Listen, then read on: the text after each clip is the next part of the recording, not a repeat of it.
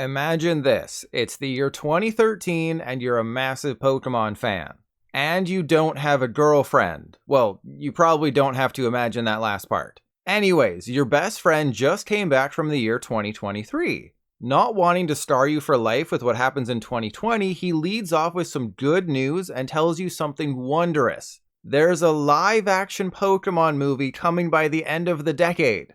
Once the uncontrollable excitement wears off, do you know what your first question would be? Who's playing Ash? Oh, Ash isn't in it, your friend says casually. But Ryan Reynolds is playing Pikachu. Playing Pikachu, you ask dumbfounded. Oh, is this like a scenario where Jay Leno played Cartman's cat on South Park, so they got the guy from X-Men Origins to say Pika Pika a bunch? Actually, Ryan Reynolds is a huge deal in the future. He plays Deadpool. I know, I just said that. No, he plays Deadpool, not whatever the hell that thing was in Wolverine. Both movies made like $1 billion each. Both? And he plays Pikachu because Pikachu can talk. When you awake from your fainting spell, you say with venom, Pikachu can talk? And then you add several expletives not safe for a family-friendly YouTube channel such as this one. Yeah, the future seems bleak. You think that's bad? Wait until I tell you about Sword and Shield. After its announcement in 2019, the sequel to Detective Pikachu disappeared for a few years. So I decided to fill in the hole by trying DP for the first time, thinking DP2 had been quietly cancelled. But just like another famous detective, The Dark Knight, Detective Pikachu finally decided to return this year on Switch with Detective Pikachu Returns in October. To address the Q-Funt in the room, I hated the Detective Pikachu movie. And judging by the box office numbers, I wasn't alone. It just lacked everything I wanted from a live-action Pokemon movie, complete with intentionally lying to the audience and having an absolute idiot for a villain. Even with less than stellar box office numbers though, Detective Pikachu is going to be both a video game franchise and a movie franchise, not just one-offs. All of this despite decades of source material to make movies off of from the anime and the mainline game series. As you might expect from this lengthy rant, I went into the original Detective Pikachu video game ready to hate it, just like when my ex-wife wanted to introduce me to her mother. Detective Pikachu starts with the most shocking thing you've ever experienced in a Pokemon game: voice acting. Isn't that a napalm? Smells like a case. Now it's getting interesting. What do you think happened, Pikachu? Just a berry. I don't see any wounds or anything. Just seems to be unconscious. I don't see the necklace anywhere. If we investigate why it's unconscious, I bet we'll figure that out too. That alone gets it off on the right foot. Same with having Pokemon say their names instead of using a cry. As a huge Pokemon fan, it was a treat to play a video game where Pokemon actually sound like Pokemon. Diving into the story, a few of the early plot points are similar to those in the movie, I think. It's been at least one pandemic since I watched it. But a man and his Pikachu get into a crash, we cut to a talking Pikachu who wakes up from a strange dream, and then Tim Goodman shows up to Rhyme City searching for his father. I wonder if there's a connection there. And thankfully, unlike the movie, the mischievous Apom you encounter here aren't nightmare fuel, they're just cute little monkeys causing a ruckus. While the voice acting is highly appreciated, even though Ryan Reynolds' Detective Pikachu and this Detective Pikachu sound like solar opposites, and the graphics aren't too shabby either, the gameplay is more yawn-inducing than listening to your mother talk about her day before we retreat to the bedroom. Seriously, I fell asleep twice while playing Detective Pikachu.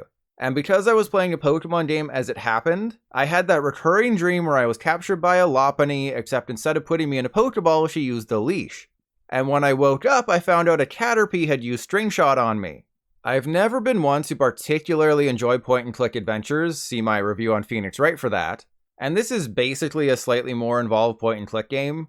You enter a location, walk around pressing A until you get enough clues, all while talking to the most boring people on the planet who live in the coolest place ever, and sometimes Pikachu, the only interesting character in the game, will interrupt you with some hints. Occasionally you'll have to press A at the right moment or mash A for a few seconds in sparsely sprinkled QuickTime events, but the gameplay never evolves past being a snooze fest, which I guess is how I got the idea for Pokemon Sleep.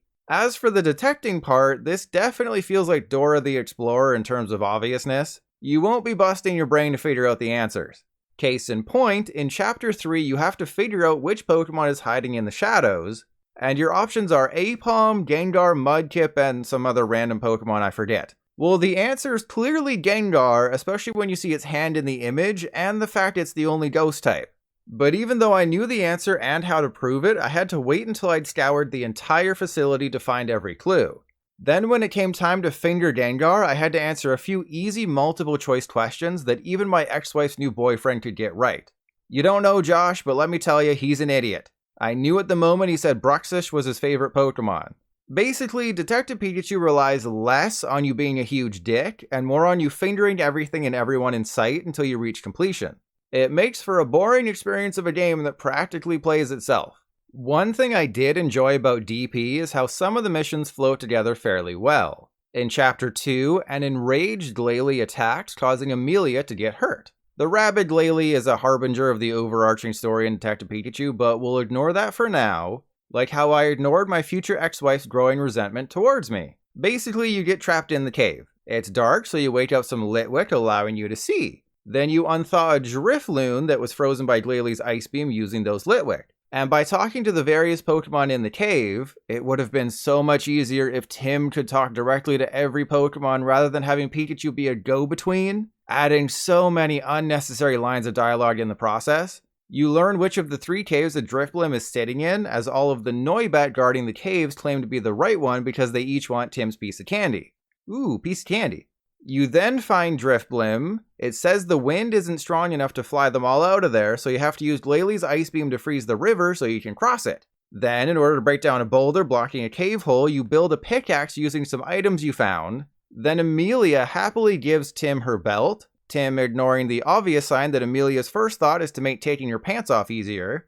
Then you break the boulder and you're on your merry way. While not the most exciting task in the world, it was at least a well thought out mission. But then other times the developers force you to go back and forth across areas multiple times. Chapter 4, for instance, has you interviewing all the townsfolk on an island.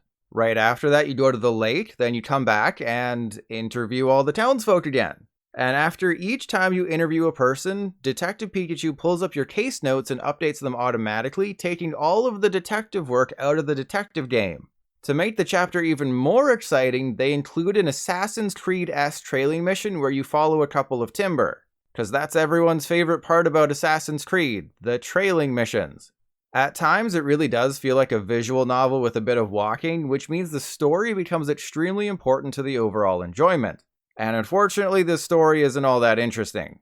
I don't care about a shady realtor trying to build a resort on an island or a missing Purugly in a TV studio, or Pikachu trying to bang a violinist whose violin gets broken and you have to study cue sheets to see why a couple of Yanma camera operators didn't shoot the scene properly. Maybe if the mystery element was written in a more sophisticated way, I'd have been enamored by what Detective Pikachu had to offer, but it drags on more than those couples therapy sessions I did with my ex-wife. If you're going to create a story-based detective game, either the story or detectoring needs to be top-notch. Just look at Telltale's The Walking Dead Season 1. The gameplay's far from award-winning, but the story is complete with interesting characters who you actually care about. Tim is the human equivalent of mayonnaise who sleeps in his clothes above the covers like a psychopath, while Detective Pikachu is the only character that has any sort of personality that isn't mind-numbingly annoying.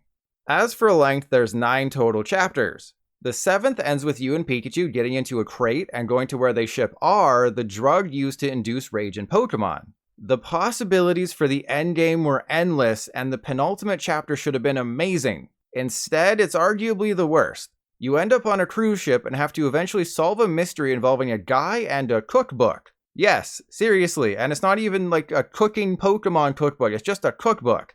A game that takes place in the Pokemon universe and has decades of rich history to use, and the bad guy in this mission just wanted a cookbook because he's a washed-up chef. And along the way, you literally walk between the decks and lounge 5 times, loading screens waiting for you each time you use a door. Not to mention the cramped areas and god-awful frame rate at a certain point when you're outside. Chapter 7 then ends with a riveting, heart-pounding auction. Again, imagine having access to the Pokemon IP and you decide to go with an auction for a cookbook and a cape forcing the player to do basic math for several minutes. That'd be like if Casino Royale had James Bond at a slot machine for 20 minutes at the end, then he taps A few times to catch the bad guy. Except that bad guy would have a cool name like Handjob or a lot of vagina. Detective Pikachu has Keith. But what about that exciting climax in the final chapter? Well, after scouring the town square for multiple forms of R, you play Simon Says a few times. Like my final night with my ex-wife, DP ends with a fizzle, not a bang, leaving me wholly unsatisfied.